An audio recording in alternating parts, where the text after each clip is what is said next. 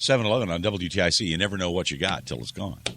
Don't you, baby? Anyway, Alden Davis is here. We're gonna go to school here for a bit this morning. It's our little Saturday morning coaching session, and if you're having trouble out there or want to get better or whatever you want to do, Alden's here with some advice. We're going to keep the spirits up. I like being with people who deliver results and are excited about what they do. Part 3 in our series today comes from the book The Principled Employee, and it is an encouragement to be successful at work. If you've got a job, let's keep it. And if you're in play for a job, let's win it. 4 principles to make you successful. Get today's handout at myvaluetree.com and be here right after weather and sports. We got it. 22. All right. What are we doing here today, Alden? Well, Ray, we're going to talk about delivering results. In this overly competitive marketplace, it is essential to be on top of your game.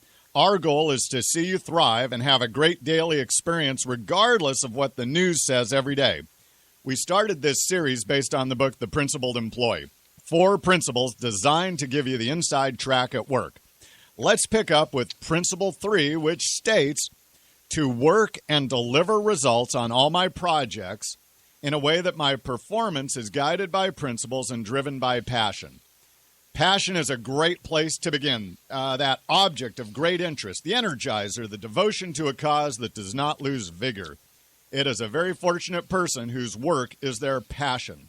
Kind of like watching you. Continue. They are energized and engaged and greet each day with enthusiasm. This builds a positive perception with other people and, in turn, tends to create a cycle of positive reinforcement. I just got off the phone with a person I have known for over 15 years in the corporate world. He has progressed nicely, moved into the executive ranks, and had a good future. As he reflected on his situation, however, he felt that it was just going through the motions without any real passion for his work. He resigned at the start of the year and is preparing to start a surface finishing business. He is excited about his future. Once you know what drives your passion at work, it is up to you to nurture it, protect it, and feed it. Passion puts the positive spring in your step, and that is a big part of your personal brand.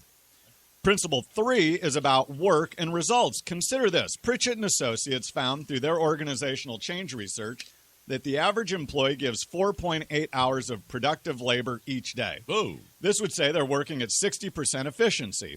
I've confirmed this number with hundreds of supervisors over the years. The principled employee is choosing to give more than what the system seems willing to accept. Have a personal work ethic. Come prepared to work. When a business is staffed with people who give 60%, it must overstaff to meet the requirements, which means the cost structure is inflated, making the business less competitive. Come prepared to work. Give your best because of personal pride. You agreed to work for a certain pay rate, so give your best effort. Do not drag your feet getting to assignments. Do not daydream. Do not prolong getting set up.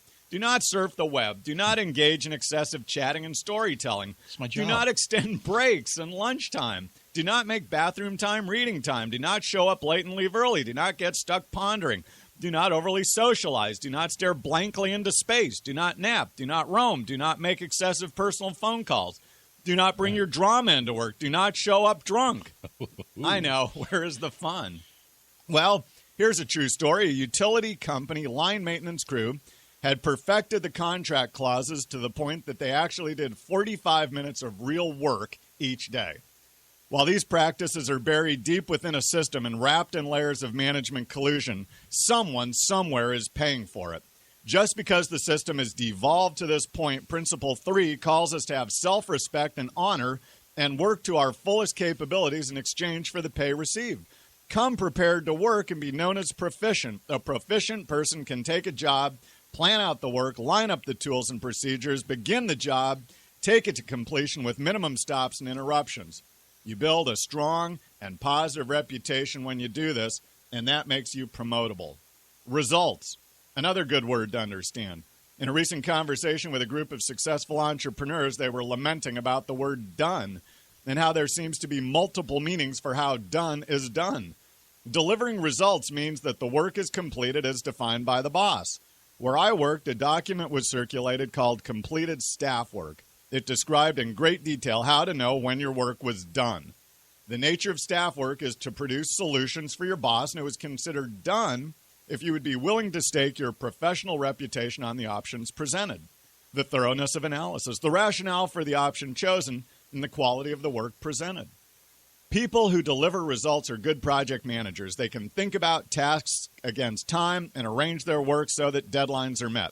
They understand the critical path of work, which tasks are dependent on others, and how to manage their time to get everything done.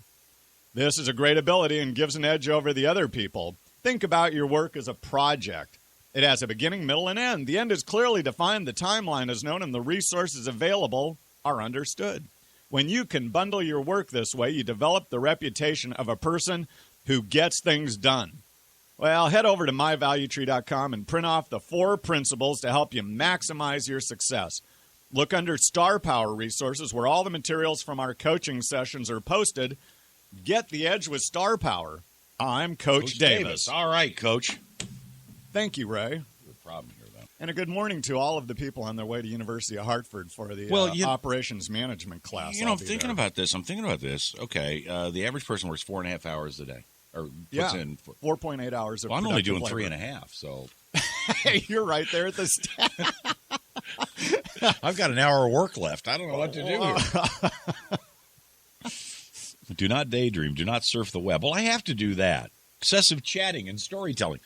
I'm dead man walking here. Dead man walking here. Somehow you're living the dream then. Yeah. A slacker. Of course, we were talking about that last week, I think, about, This is a job. Yeah. A dream job. Well, it is. I've been doing this since I was 16. It's a long time. What do you want to do?